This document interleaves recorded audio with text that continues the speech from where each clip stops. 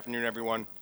Another fantastic day. It's not usually saying day, usually it's night, but it was fantastic. There are very few places in the world that the UFC can go where we can have a fight start at 9 a.m., have the crowd be in early and be as loud and enthusiastic as they were. So we're very thankful to the fans here in Australia. They've always supported us. Just give you some of the particulars that you're used to hearing. So we had attendance of 5,133. We did a $900,000 gate. That is a record for this arena for total revenue. So now we hold it in the All Phones Arena. Now we hold it here. So once again, the fans have spoken, which is great. Fight of the night is Penner versus Donovan. KO was Alloway. And no submission tonight. A couple of things I want to do. Obviously, this is the culmination of the Smashes series. There were a couple of awards that need to be given out. I'll do that in a minute. But for the season, we also awarded the best KO, best submission, and best fight. The best knockout for the entire season was Rob Whittaker. That's $25,000. The best submission was Colin Fletcher. That's another $25,000. And then the fight of the season was Bradley Scott and Alloway. Each of them got $25,000. So before we begin, I'd like to just present the trophies for the Smashes lightweight champion, Norman Park. Got something?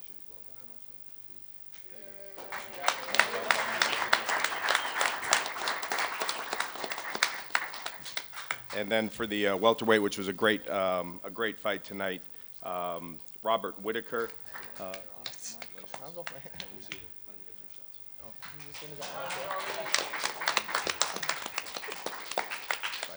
So we'll open it up to questions. Just make sure you have a microphone in your hand before you ask. Question to Hector and Rob. The crowd participation in your fight, I've never heard anything like it. How did it affect you guys during your fight? The rumbling and the... I'm used to. Every single time that I fight here in Australia, they please the crowd. So,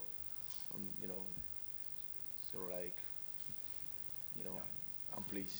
Well, yeah, it didn't quite hit me, the level of support I had until I was walking through that back room, and then the crowd saw me and just erupted, and couldn't help but smile to myself because I knew I had already won it, because you can't lose with that much support, can you? Hey, Ben, just did you know coming in here that you need to use a knockout and get that in order to hopefully secure a UFC contract? Can you just talk about your mind state with that sort of pressure on your shoulders? There's always pressure coming in, UFC, first fight, so I just sort of, just wanted to get in there and get the job done and leave it up to the UFC, put on a good show, and if they like what they see, then, yeah, hopefully get a contract, but, the mindset was just, finish many however I could, get the finish and hopefully put on a good show. So, I'm pretty happy with what I did, and hopefully you guys liked it too. So, is this a pinch yourself moment for you? Pinched myself this morning when I woke up, but once we got here, first fight, hometown, it's a little boy's dream. So, I'll probably pinch myself in a couple of hours when I've had a few beers and it all sinks in, so definitely. And just to clarify, you guys were acting as the commission tonight, right? There wasn't a commission that was overseeing the event, correct?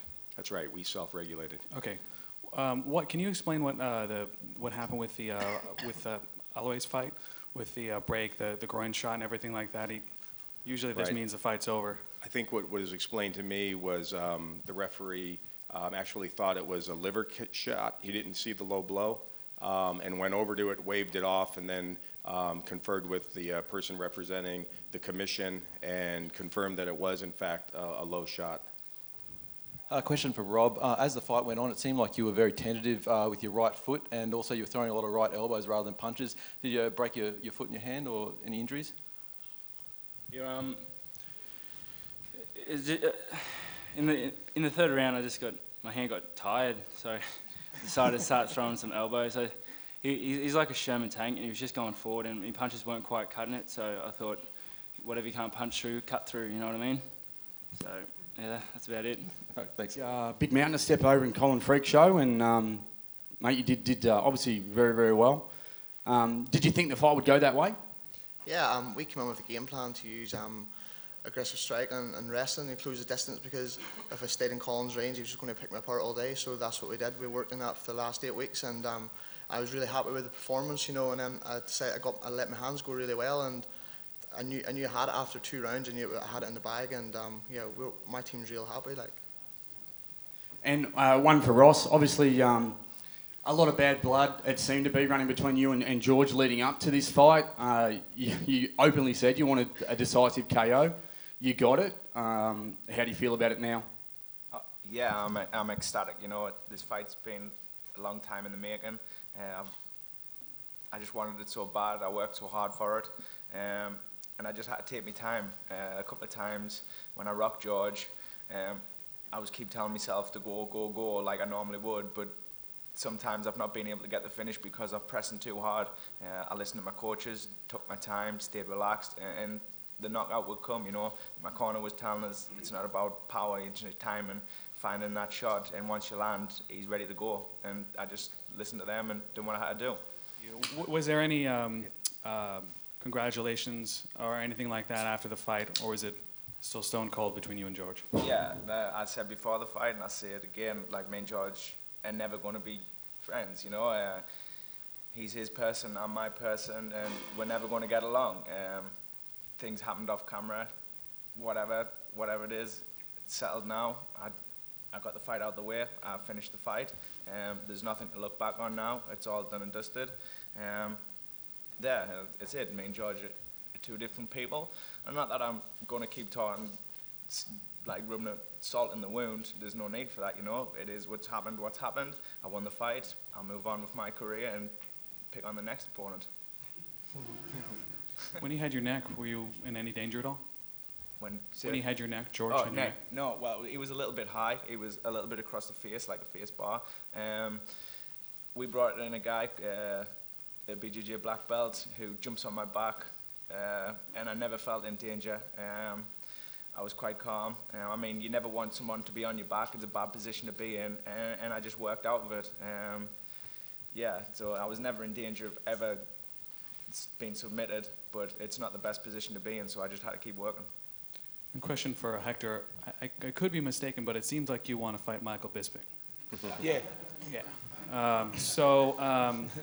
He's scheduled to fight Vitor in January.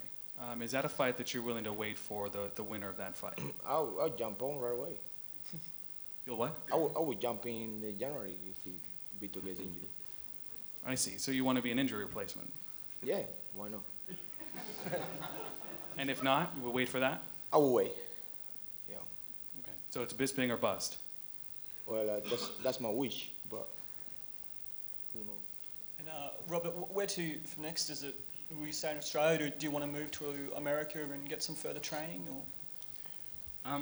I'd like to try and keep the fighters of Australia in Australia. It seems that everyone's taking the sport out of Australia, so the sport's not growing fast enough here for everyone else.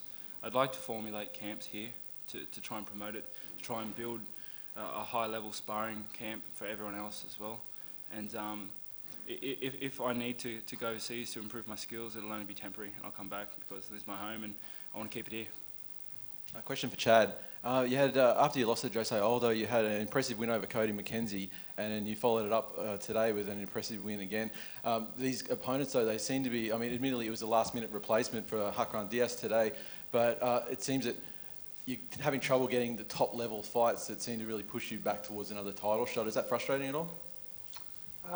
It's not frustrating. I mean, I know the UFC is doing what they got to do.